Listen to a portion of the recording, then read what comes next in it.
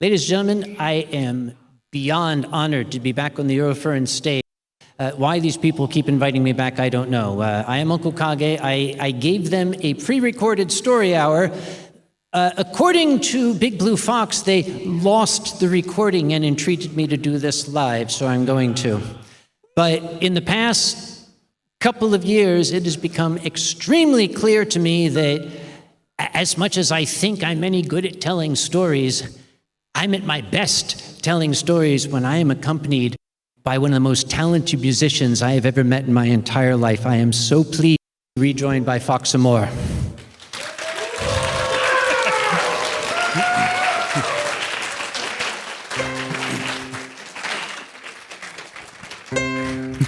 So, if you're new to all this, here's how it works. I drink and talk. Fox drinks and plays the piano. And we keep doing this, and somehow we keep from falling down, and sometimes we do. Sometimes.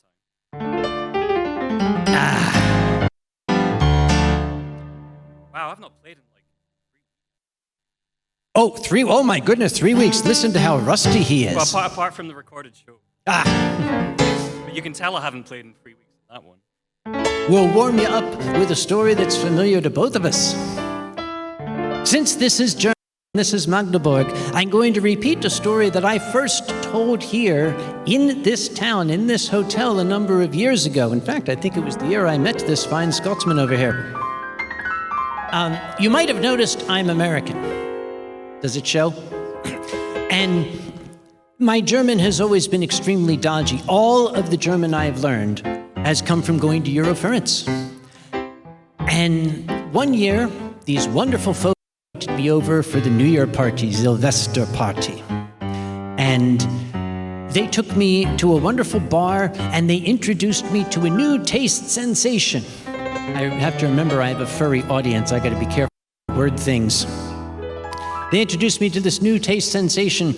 It was a bottle that had a dark liquid in it.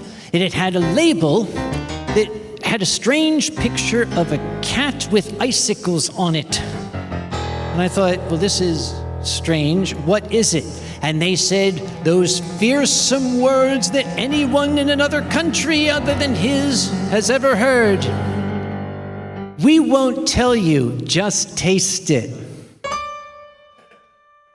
So I did, and it was good. Oh my God, this stuff was amazing. I said, this is good, I love it. What is it? And they said, it's a mixture of red wine and cola. I said, that's disgusting, but it's good. Oh my God, it's good. I have to remember this. What's it called? They said, it's called Kaltamushi. Okay, I'm gonna remember that, Kaltamushi. I like this. I had like 20 bottles. Night Fox was there, he counted. He can tell you it's true. I had plenty of this stuff.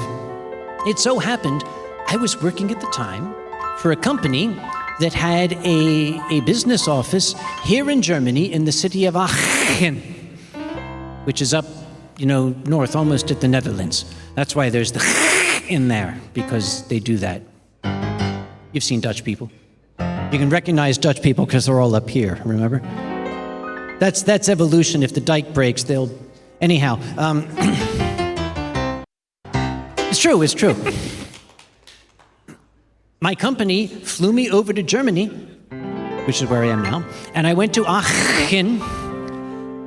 And of course, I was greeted very cordially by my colleagues there. They took us to a fancy restaurant. It was like the first-class dining room on Titanic with ivory and gold and mirrors and very fancy crystal and real silver.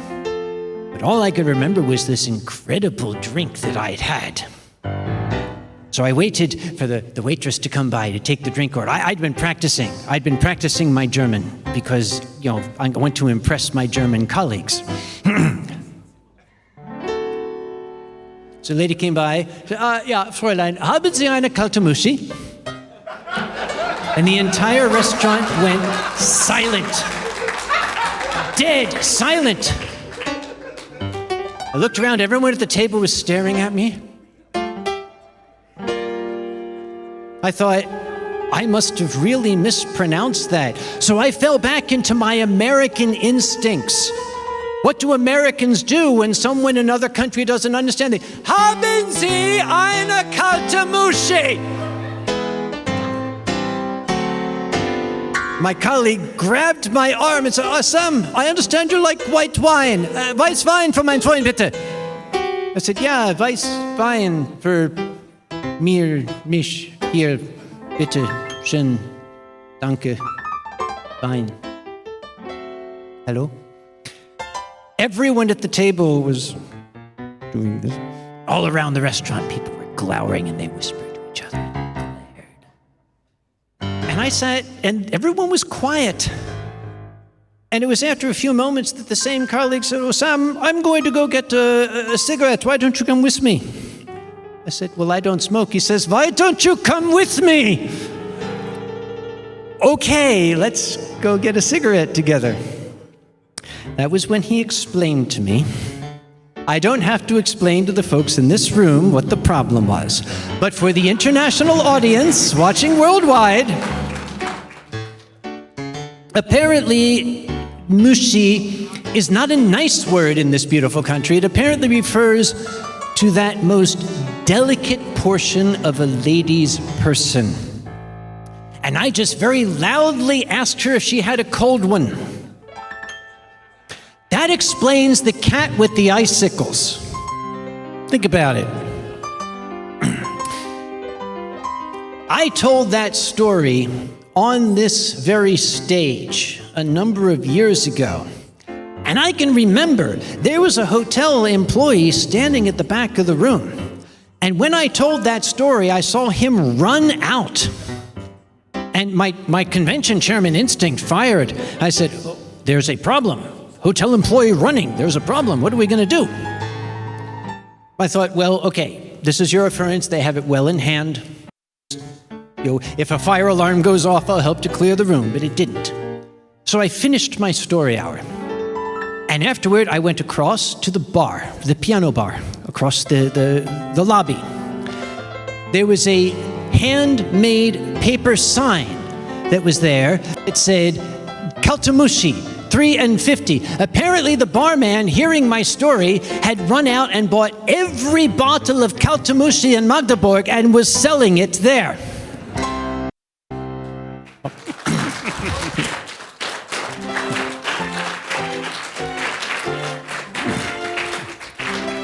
My understanding was that was Stefan. If he's here, I would love to have him step up and just say hello. If not, that means he's on duty and he's busy. Folks who are here, if you haven't seen, that same beloved barman is still on duty in the piano bar. I don't know if he's got Kaltamushi, but make sure you take good care of him tonight when this show is over.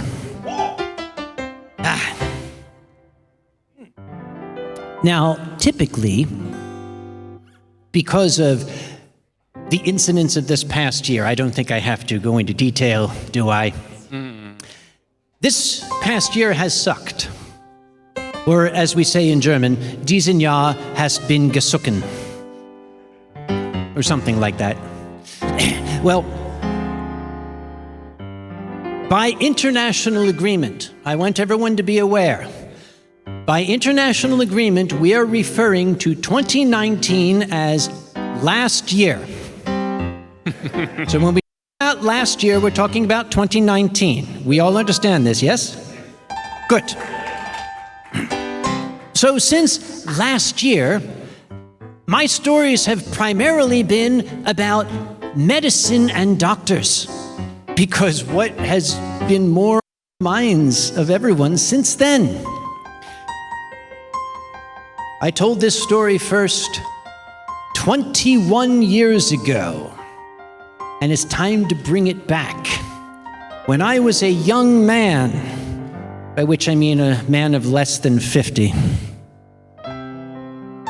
I had a doctor, a very, very good, wise, learned doctor that I told many stories about on stage. I would just call him Dr. K. Dr. K was my doctor.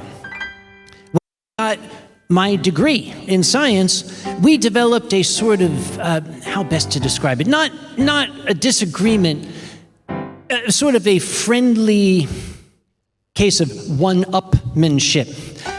The question was, which of us has the right to be called doctor?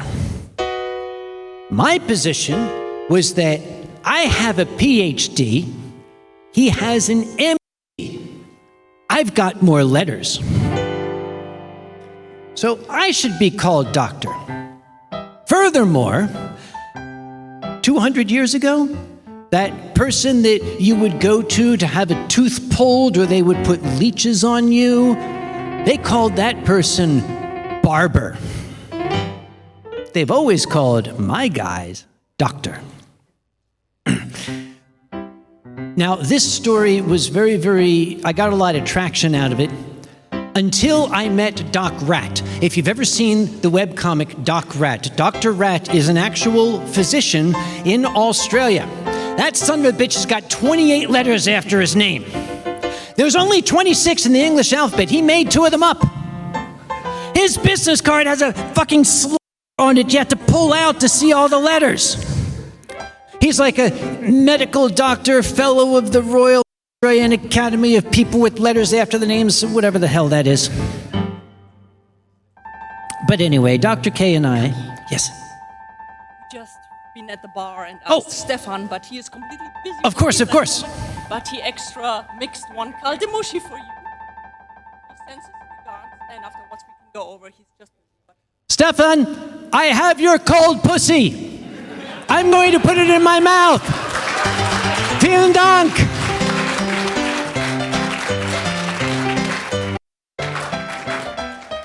Oh my God.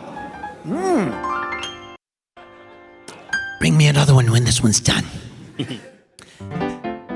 I love that stuff. We're not going to talk about my experiences with pussy in my mouth, okay? No, that's for a different story.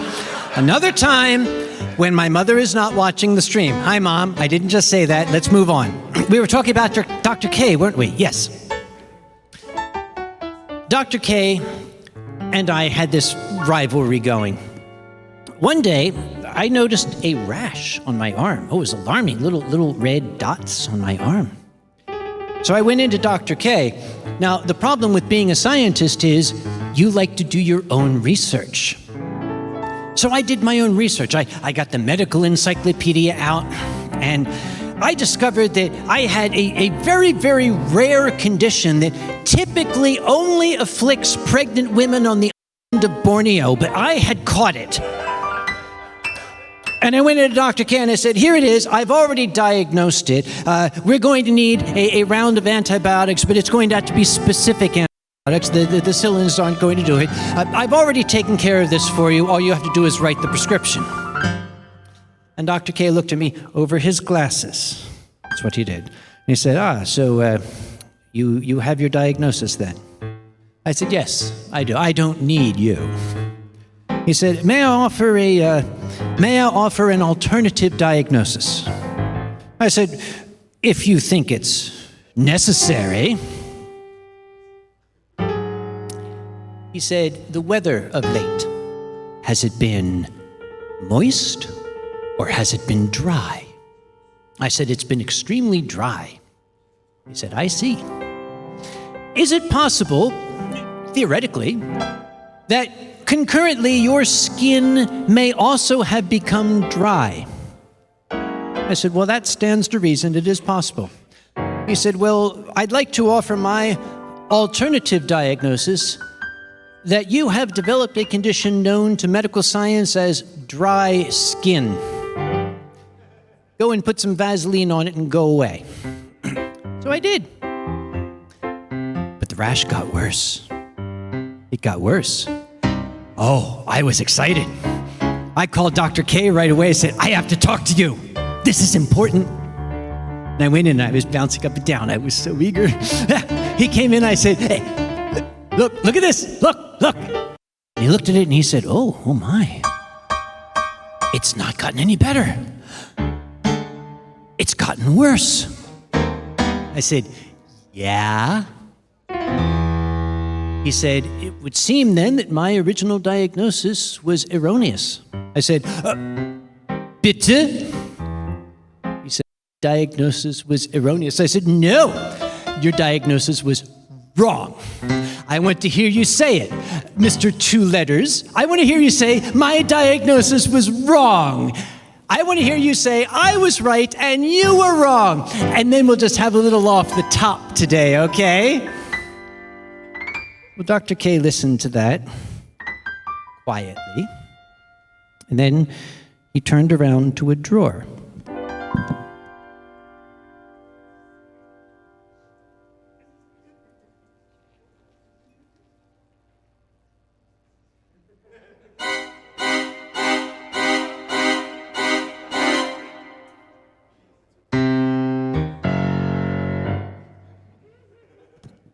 I said, is this medically necessary? And he said, oh yes, you need this.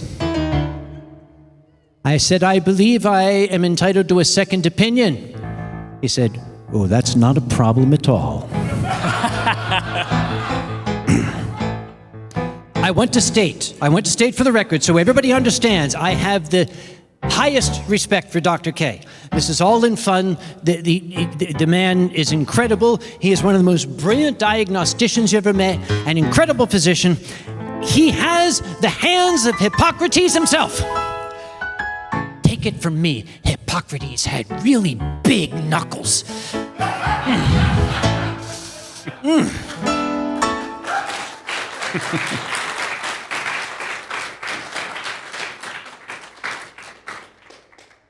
Keep. I might need it.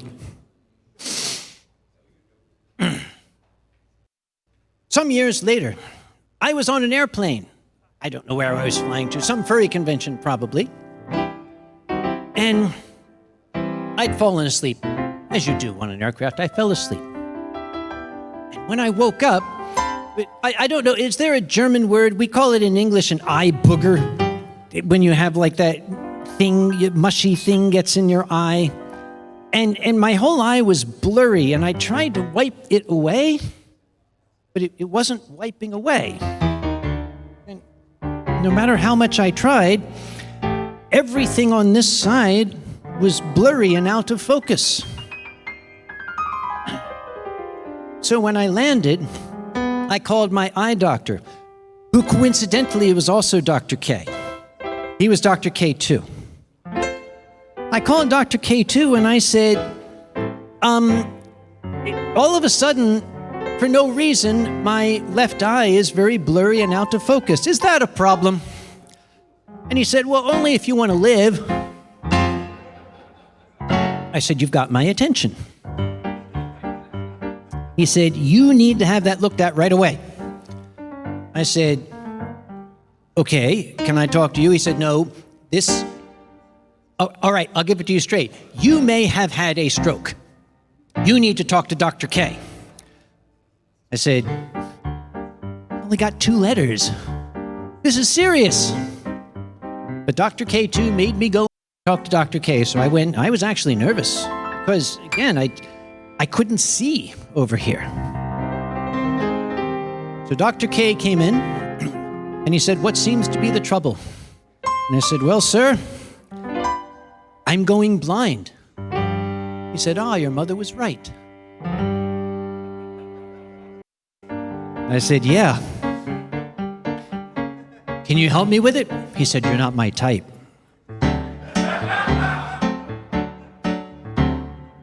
He did a battery of tests.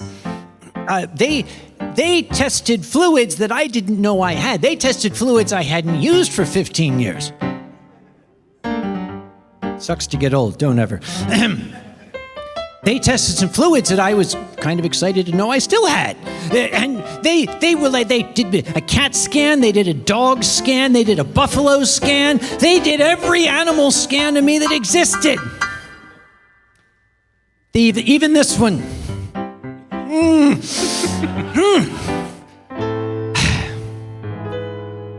It took 2 weeks. And finally, Dr. K called me in and he said, I have my diagnosis. And I said, what is it? And he said, DFN. I said, DFN? What's that? He said, damn fine, no. Nobody knows. It's a complete mystery. Apparently, my eye just popped one day. Somebody suggested that I was paying for my sins.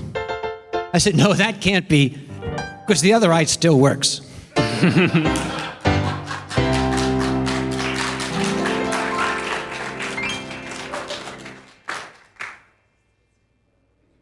There's another instance that involved my eye in a different way. And this story involves Scotland. Oh, no. Yeah. Just go away from We there. need some Scottish music. That works. That's the Brexit version.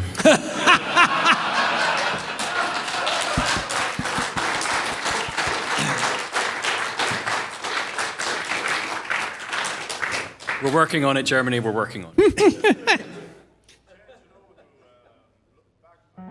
I was traveling. They don't have do they have bagpipes on that? Please don't. No, please, no. I think they do, and I think Oh God, there's no, actually no. pretty good bagpipes No, in this. no. actually. The Geneva Convention forbids it. Hang on. Where's it? Oh, it's under. Yeah, it's going to be under this one.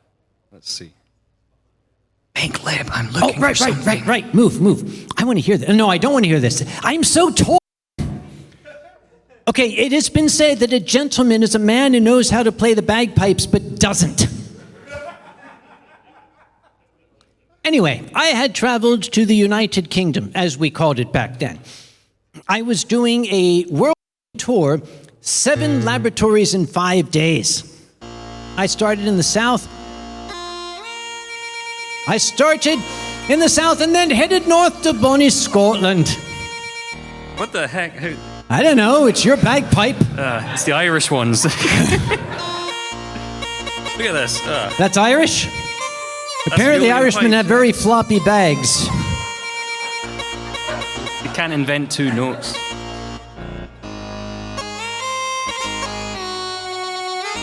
See, That's an supposed to stay Ulian there. pipe, yeah? So, it was very, very stressful. A lot of, all that travel. I happened to wind up in, of all places, Edinburgh. Ooh. Had I but known.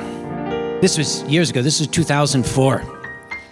I was in Edinburgh, and a local furry who was in Edinburgh. Bar. Said, you've got to see Edinburgh Castle. Oh, and while you're there, you've got to see the 1 o'clock gun. I said, why? He said, 'cause it's cool. I said, all right. Interesting thing about Edinburgh Castle. For years, they have had a large field artillery up on the roof of that castle. Tavern. And every day, at the exact hour of 1 o'clock, a very proper British Army officer comes out with a stopwatch. You would think he was running a story hour or something. Comes out with a stopwatch. That gun raises, and exactly 1 o'clock, they fire a shell out to sea. And the sound is heard for miles, and that is a signal to the town and to ships at sea that the hour of 1 o'clock has just struck, so they can set their watches. Of course, I'm a tourist. This gentleman's name was Sergeant Thomas Mackey, was his name. I still remember that. Very, very sweet man. Hard to understand, but very, very sweet.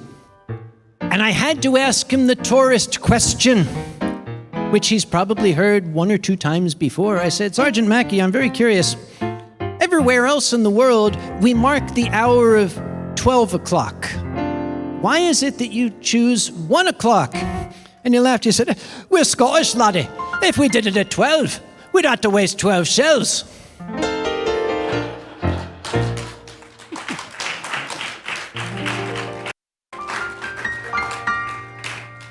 Whether it was the stress, or the concussion, or the horror, which I experienced for the first time, that fog that sweeps in to Edinburgh. It's like a blanket wrapping you up.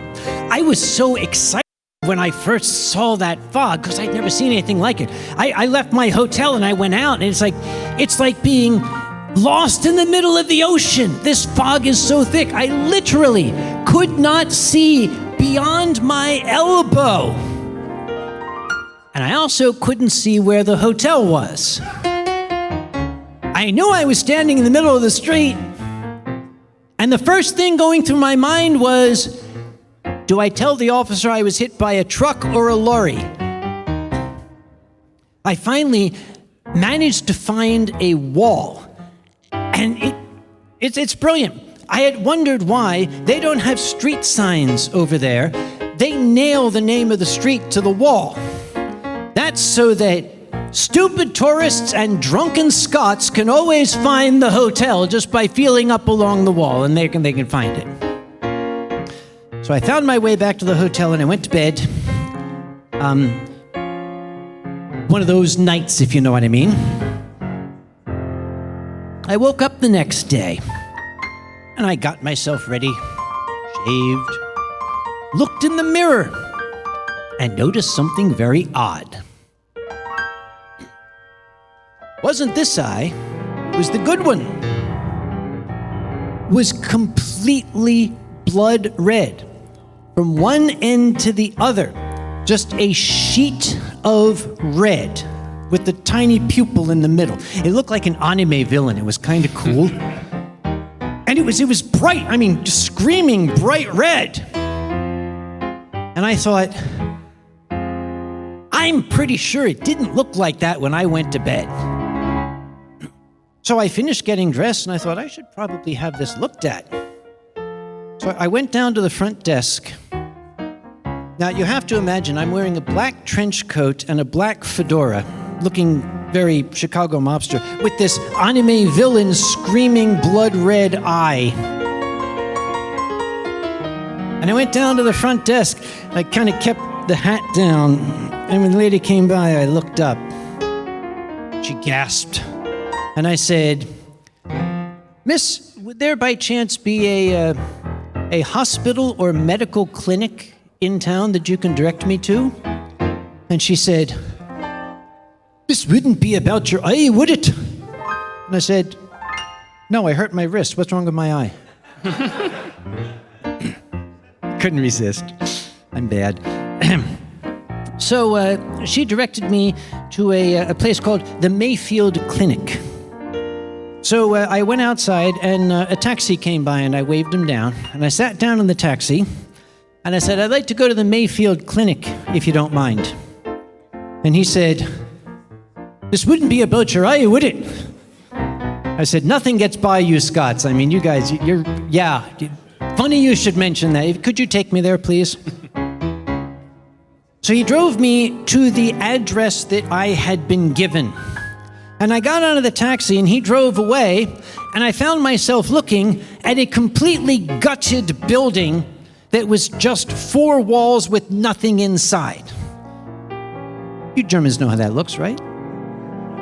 Sorry. We just tried to help you redecorate. Honest, that's what it was. Anyway, I was looking at this saying, that doesn't look like any clinic I've ever seen.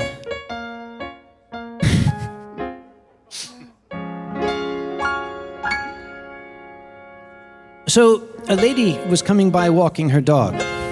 I said, "I beg your pardon, miss. I'm looking for the Mayfield Clinic."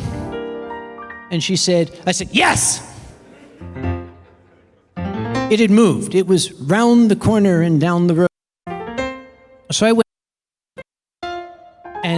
I went to the receptionist. She said, "Sit down." So I sat down. There's no down in Scotland. It's all doon. It's all done. The lady came out. Now, okay, my stories are all true. You know that. Some of you have lived through them.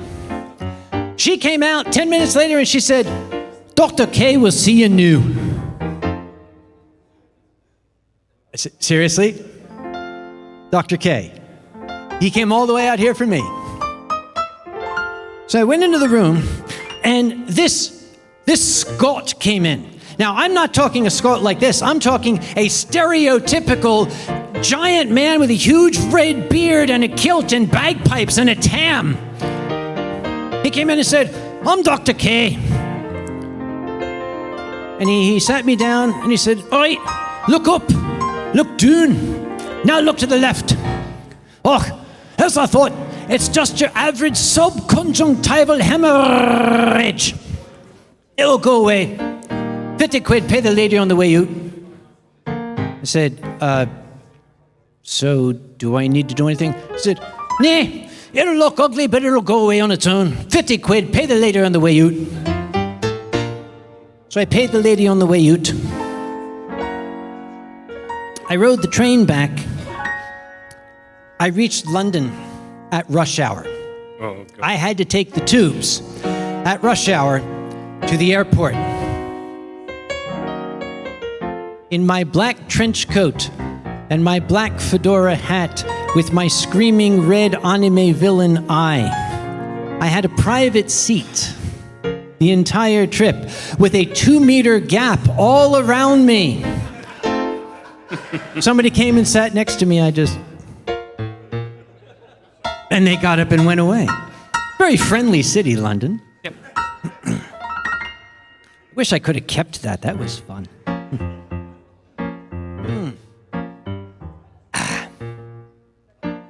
I forgot my watch, so I got the phone here. I have to do this newfangled way. Do not let me go over time. Because I may not start on time, but frickin' I'm going to end on time. Unless you tell me I can go. I, at one time, was a young man. It's so long ago I don't remember. But I was. I was eating dinner in bed. You know, you're a young man in his little apartment. You're watching television. You have your dinner in bed. You put stuff over. I'll wash the dishes tomorrow. And I went to sleep. I woke up somewhere in the neighborhood of 5 o'clock in the morning with the most exquisite pain. It was incredible. It was indescribable. The scientist in me was analyzing it, saying that I could paper on this.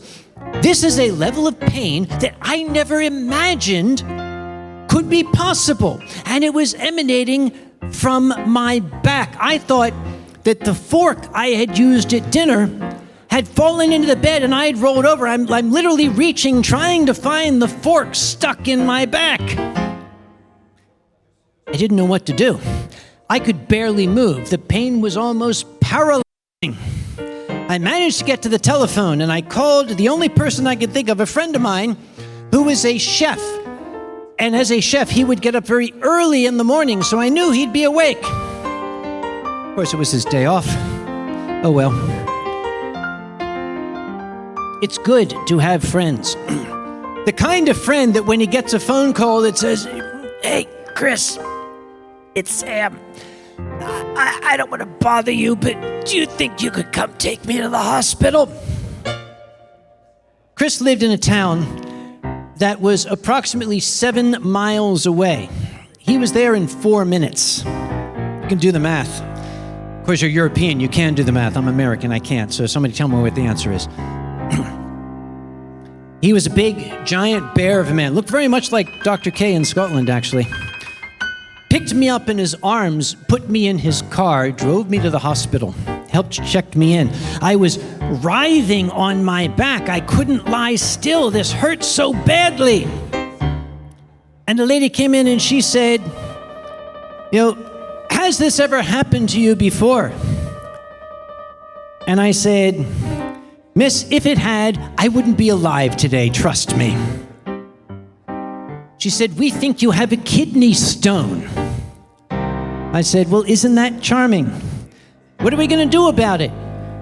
She said, "Well, here's what's happening. You see, the kidney, it's roughly about the size of your fist. It's like a little bag located inside your abdomen back here. And attached to it is like a strand of pasta. Not linguine, I'm talking like regular spaghetti pasta. It's about that thick. And it goes down to the bladder, which is another like bag. The kidney stone is not properly named. It's not a stone. It looks like a World War II mine. It's this little thing about 2 centimeters across with spikes coming out of it in every direction. and this little motherfucker is macheting its way through that strand of spaghetti. She said, since it's already started moving, the only thing we can do is push it through. I said, you can't push it back?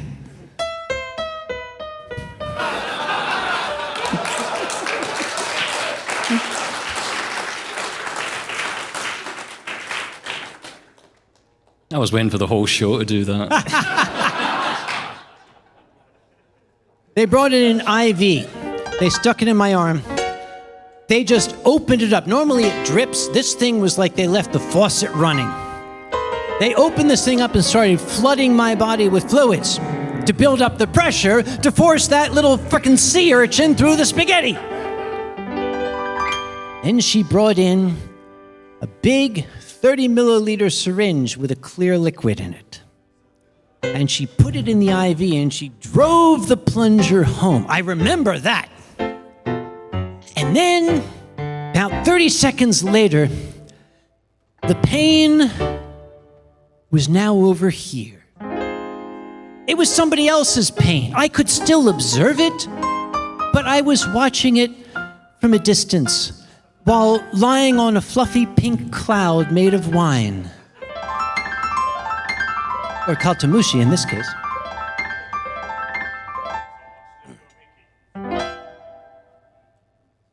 At some point, a car accident happened outside. I was not there. They needed that room in the emergency room, so they wheeled me out into the hallway and left me there while they took care of the trauma patient. Thank God Almighty, this was the days before cell phones and cameras, because I laid out there completely doped up on morphine for 2 hours, telling my life story to anybody who walked by and some people who didn't exist.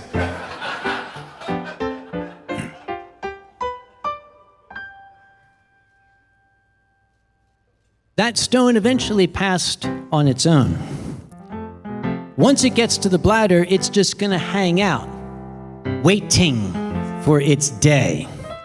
Because it has one more obstacle, shall we say. Remember, this thing is 2 centimeters across, covered with spikes. And it's sitting there saying, we're going to wait until he's not expecting it. Because they do. It can take 2 hours, it can take 6 days. But eventually it's gonna make an appearance. And when it does, you're gonna know it. I knew it. I made some noises then that I don't think even Fox's piano could make right now. That was it. Actually, that was very good. That was it. Challenge accepted.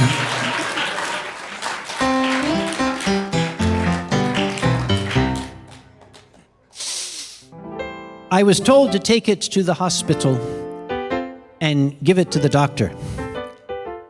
I thought I was going to give it to the doctor so that they could, take it and analyze it and do science and figure out its makeup. No, the doctor wanted to show his friends, look at this, this guy passed this thing. Look at that. Oh, he must be hung like a fucking horse for this thing to come out. Look at that. He's right. Anyway, look at, but he's like showing it to the nurses.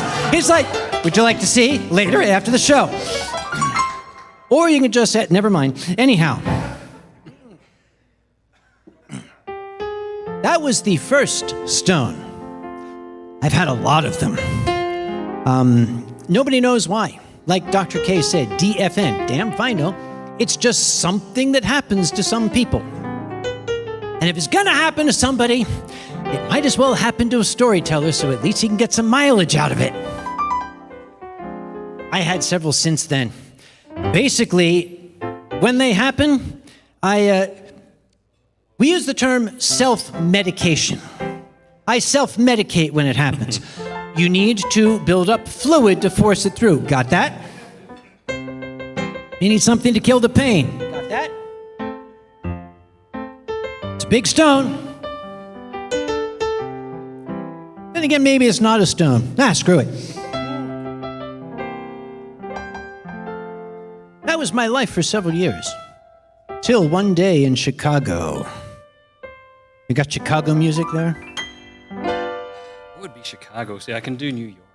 Chicago. One day in New York. Mafia, yeah. It was in New York. The New York of Illinois is where I was. So yeah, here I am in New York, Illinois. And I didn't feel any pain, which was very, very strange. But I noticed the color red. I mean, I like the color red usually, but not when it's here and not when it's elsewhere. There was a lot of it. So I called Dr. K back home. I said, red? And he said, you should go to the hospital. Okay, so I went to the hospital. This is the center of an American city. Here I am, bleeding internally. A large amount. I could have a ruptured kidney. Nobody knows. So I went to the hospital. I had to see a triage nurse whose job it was to give me a number. And I took the number, and they would then eventually call the number to have me go up to determine if I was dying sufficiently to be seen right away. So I'm sitting there with my number, and I looked next to me. There was a very, very sad-looking young man whose hand was wrapped up in bandages that were the same color of red. And there was a large puddle of red at his feet. And he kept moving his feet further apart because the puddle was getting bigger and bigger. American healthcare system, by the way. I looked at him, I said, hi. He said, yo. I said, so, what happened to you? He said, got shot. I said, oh, nice. You can go ahead of me if you want. Maybe we should get somebody with a mop to... Eventually, I got to see the lady who decided that, oh yes, this is a terrible emergency. You must be seen right away. After the 3-hour wait. So I went in and I spoke to a doctor. And he said, you have a kidney stone. I said, I've had plenty of those. What's different here? He said, this one has become lodged. I said, what does that mean? He said, it means it's stuck. I said, I know what lodged means. I mean, what does that mean for you and me and our future? This is where I'm going to need you, Fox. The doctor went over to an old Victrola record player, and he put on this ghastly, doom-sounding music. And he said, our first choice is that we could slice into your back, reach into your body with our dirty fingernails, grope around, find the stone and withdraw it. And if you don't die of infection, you might not be crippled for life. Then he turned the record over to the other side, which was nicer, and he said, or we could put you into a nice, relaxing, warm pool of water, and you would lie back, and beautiful nurses on either side will hold your hand until everything will be all right. You will gently fall asleep, and we will use carefully focused sound waves to cause the stone to disintegrate painlessly, and you can go home the same day.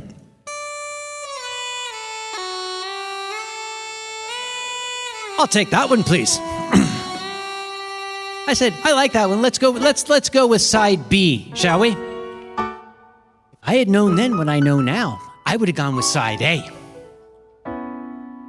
It's called ultrasound lithotripsy. You can look it up if you'd like. Oh, please don't. No, not if you're eating. They put me in the nice tub of almost warm water. The nurses did not live up to advertising. Not by far. And then I'm looking up at this apparatus. And I said to the doctor as he was getting ready, I said, "Excuse me, I would like to ask a question." He said, "What's your question?" I said, "How exactly do you focus the sound waves so that they only affect the stone and not all of the tissue in between?" The doctor looked at the nurse, who came with a 30 milliliter syringe of clear liquid and drove it home. And the next thing I knew, I was waking up to side B, or rather side A. What is the answer to the question? How do they focus the sound waves so that they do not affect the intervening tissue? The answer is they don't. They lie you down, the doctor aims this death ray at you, and using ultrasonic punching gloves, pounds your body to a pulp and happens to crush the stone at the same time, along with the rest of you. I woke up. My entire abdomen was one giant bruise. My back was likewise bruised. This is from the sound waves, an entry and an exit wound. And you would think that was bad enough. The next thing I noticed was a string. A string that I'm goddamn sure I didn't have when I walked into that office. There's a string that the nurse came by. I said, "String?" She said, "Oh, that's attached to the stent." I said, "What's that?" She said, "Well, in order to keep from completely destroying that tube of spaghetti that's inside you with the sound waves, we had to put a rubber hose in it. So that will allow the particles of what's left of the stone to pass through." I said, "Well, great, take it out." And she said, "Oh, no, that's got to stay in for 3 weeks." So number one, for 3 weeks, I'm pissing sand. Which is amazing if you get into a fight in a bar. Dude, I fucking piss sand. Come on, bring it. I use that. It's bad enough to piss sand, but remember the string? That string, I never know how to tell this part. Okay, you know that sometimes there's some physiological changes that occur in the male body during the course of the day, and for some of us, those changes can be extremely dramatic. Ladies, put your fingers in your ears. Gentlemen, imagine flossing.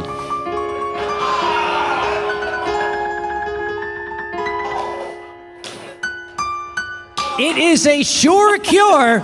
Trust me, I could have gone celibate. I could have been a Catholic priest. Actually, no, that wouldn't have worked. Anyway, sorry.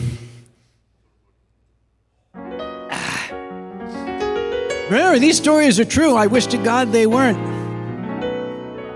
I had to wear that string for 3 weeks. The string and the sand made my life interesting, if nothing else. There is probably a drop down on Fur Affinity for it now that I think about it, but we didn't have Fur Affinity then. At the 21st day, like clockwork, I went into the doctor's office. I remember this. The doctor had a German accent. I just want to make sure you all know that. So, he laid me down on a metal table. Had me take off all my clothes, laid me down on a metal table. He could have put something on the table, but he didn't. German.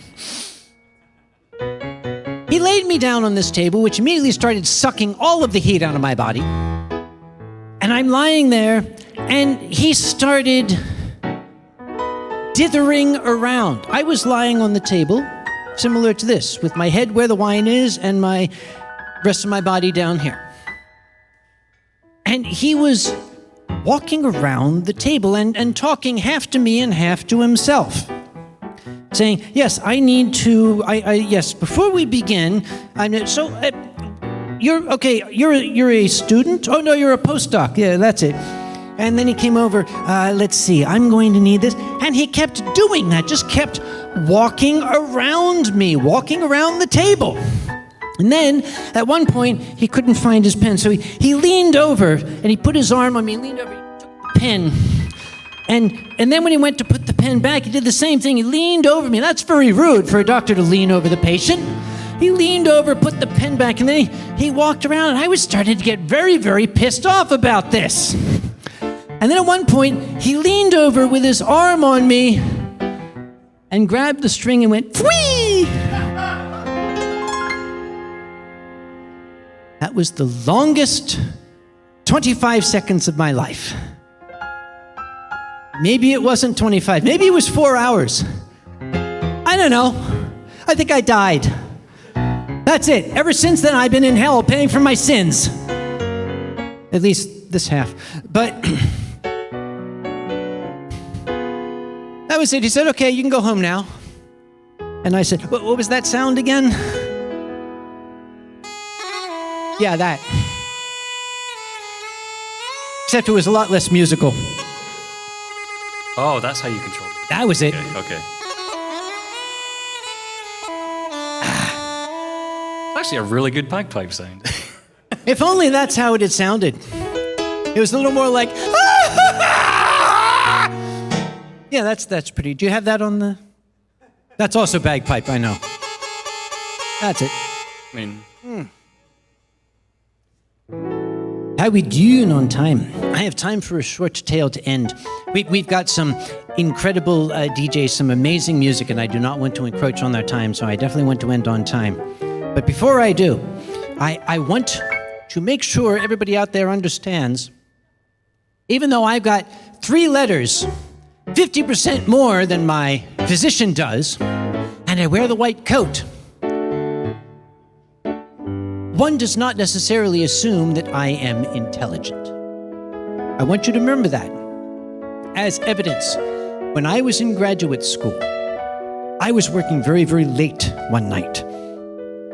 And the haar had come in. It wasn't Scotland, but this very, very thick fog had come in. It was after midnight. I was in the laboratory. This is in the days where you could work alone in the laboratory. Nobody cared. I don't remember what I had to get out of my car, a box of something. But well after midnight, I walked out, made my way through the fog to my car. And I opened the door, and this object was very big and unwieldy.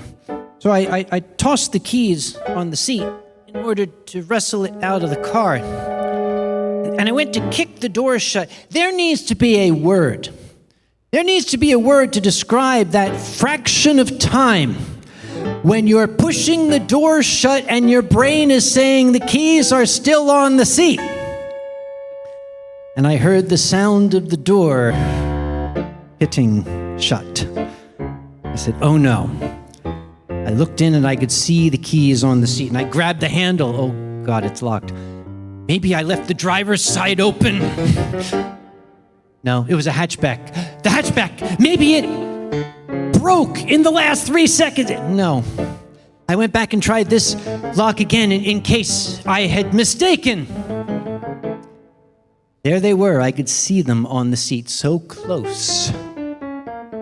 I didn't know what to do. It's after midnight. I really want to go home. I don't want to spend the entire night in the lab. What do I do? Well, I thought, I'll call the local police. That's what Mom always said. When you're in trouble, ask a policeman. We don't do that now. But anyhow. So I called the local police department. I said, I have a problem. Could you send an officer out to help me out? This was the state of New Hampshire, very New England, old school America. The fella came out, kind of doing almost a Southern Sheriff mosey. That's how they walk. I said, officer, I'm so glad you're here. Those are my keys. He said, Yep. I said, mm-hmm.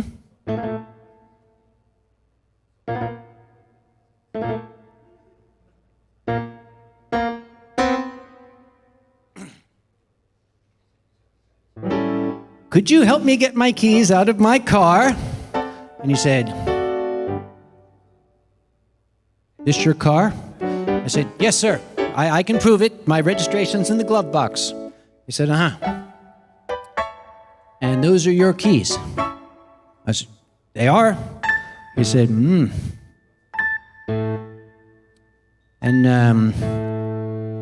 you want me to get them for you? I said, you're starting to catch on.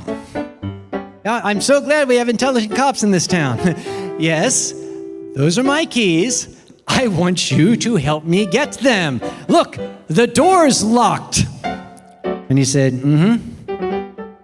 Are all the doors locked? I said, yes. Look, I don't want to lose my patience, but it's very, very late at night. Are you going to help me or not? And he said, so, you want me to get those keys out of the car for you? I said, yes, it's that simple. I'm not asking for rocket science. Please, could you help? He said, all right. And he reached through the open window and picked up the keys.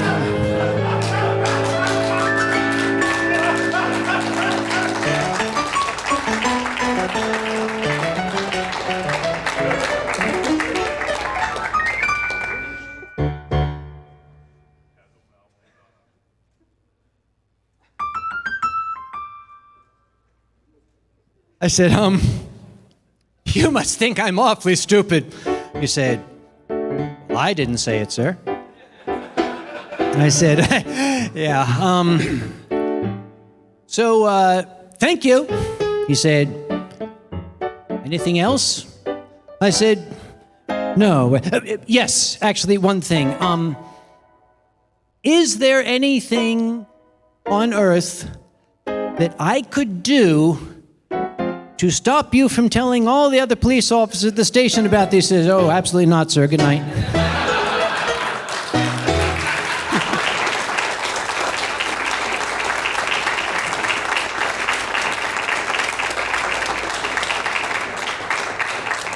As reluctant as I am to leave the Eurofurence stage, my time is up. This has been an amazing treat for me, not just for me personally as a storyteller, but to be reunited on stage with this incredible gentleman. Ladies and gentlemen, kindly please, Fox Amore, back after far too much of an absence. Thanks, everybody. It's good to be back.